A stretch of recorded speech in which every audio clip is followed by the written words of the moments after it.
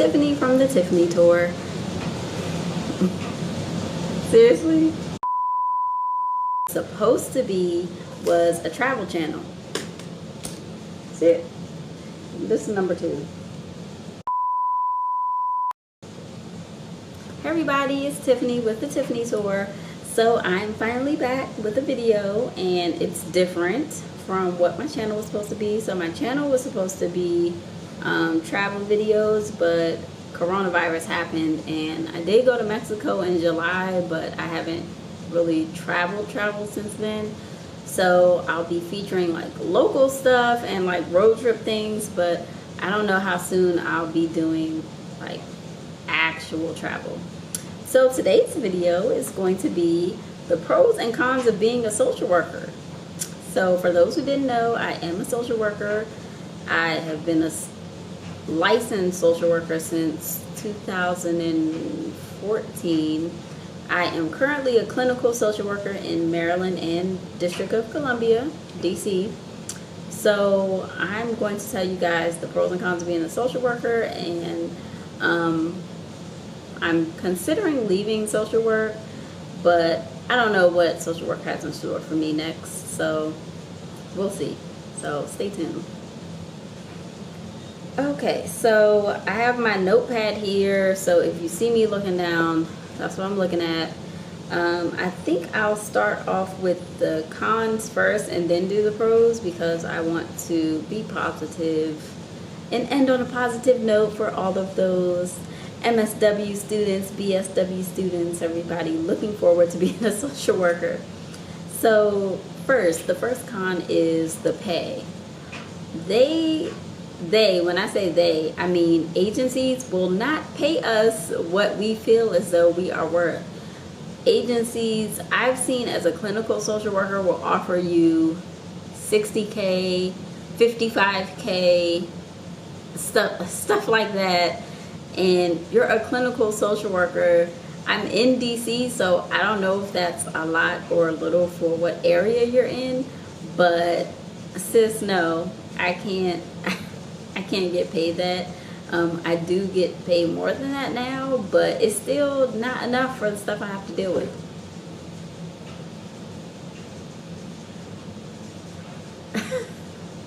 "12 seconds later." Sinbad, really? Can you go somewhere? Like, I wasn't bothering you. Go. Come on. Go, boo-boo.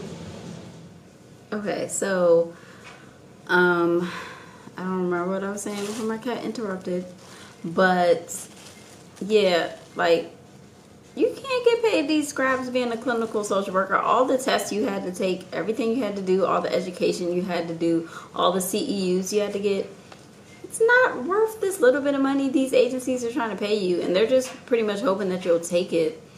And I will not. I've been on interviews as a licensed clinical social worker, and they'll offer me 45, and I'm like, 45 to do what with? What am I going to do with that? So that's a major con. People won't pay you, and they try to make it seem like it's not negotiable. Your salary is always negotiable, whether, regardless of what field you're in. So that's number 1. Number 2. Interesting what I wrote down, because I took these notes a while ago. I just didn't remember what I wrote down. But our reputation is a con. People think we either do everything or they think we do nothing. And what I mean by that is they think we are, as a social worker, they think we're custody evaluators. They think we work for the school system, which some people can, but all of us don't. They think we're therapists. They think we are crisis interventionists. I don't know if that's a word. I don't know if I made that up. But they think we do a whole bunch of stuff that we don't do. So our reputation is either you're going to take my kids, or you're going to get me custody of my grandkid, my cousin, my niece, my nephew. So anything in between, people are like, so what is it you do? Even like now, I'm a clinical supervisor, and my mom is still like, so what exactly are you supervising? like people just don't understand the field, which I get because it's a very broad field, but it's just hard to put into words what people's understanding of social work is. It's just people don't really understand what we do. So we either have a pretty good reputation or a pretty bad reputation, but if we don't live up to that expectation, they are just bad mouthing us. Tongue twister. Another con is that it is a broad field. While some people can see that as a pro, I see it as a con because it was hard for me to transition from my previous position to my current position. So my previous position, I was a child protective services investigator, and I promise you, when COVID happened, I went on like 10 interviews, and everyone was just kind of like, yeah, I know you investigate stuff and you know a lot of information, but like, what can you do for us? You're coming to the school system, like, what can you do here?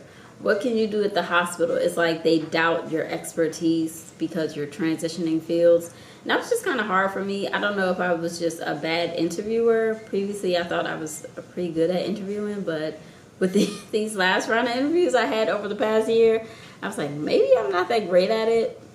I don't know. We'll see next time I have to interview some. I don't know.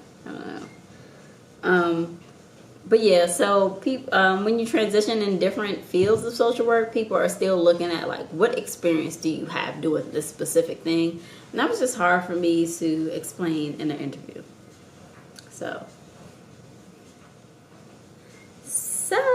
now I'm going to talk about the pros of social work, because that is a good thing.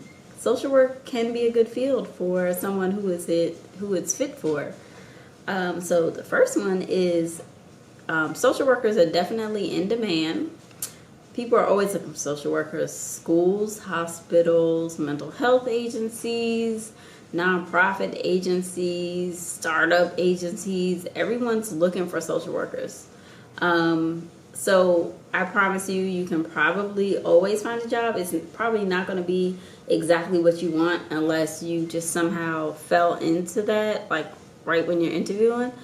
But you'll find a job and you won't have a problem finding a job. I don't know about the pay, but you'll find the job that you want. There's no shortage of job listings on Indeed, LinkedIn, Craigslist, none of that. You'll always find a social work or case manager position no matter where you go. Another pro is meeting people and networking. So I said previously I was a child protective services investigator for, I didn't say how long, but it was 10 years. And I definitely networked with a lot of people. So when I was ready to leave that position, I had connections in the school system. I had connections in mental health agencies. I had connections all over. I could just call people and be like, are y'all hiring?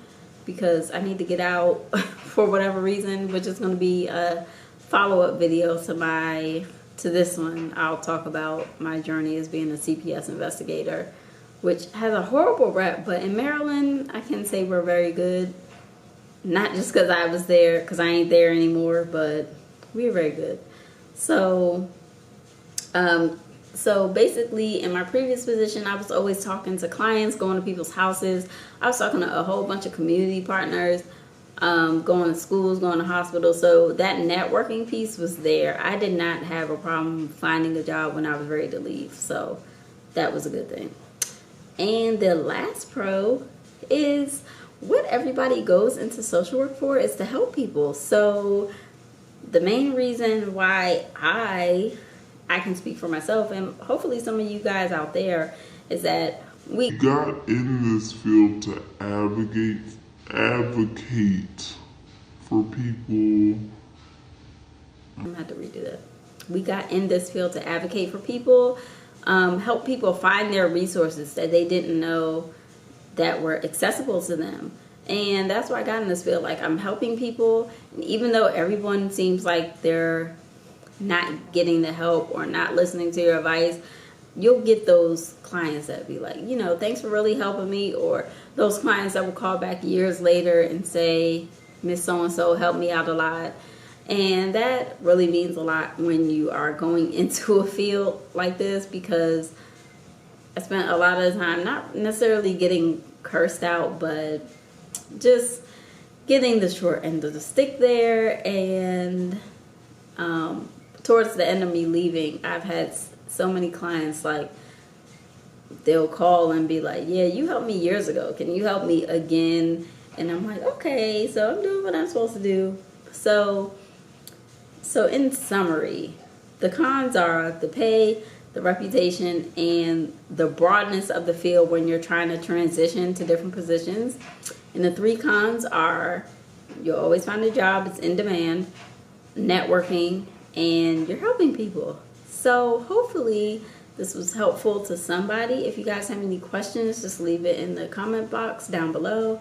And I'll be happy to make a video about it, because I have nothing else to make videos about, and I'm still in the field right now. So, anything I can help you with, I'll be glad to help. Like I said, I was a CPS investigator for 10 years.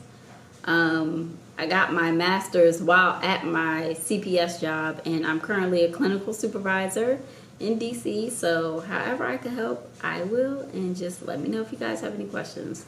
All right, bye.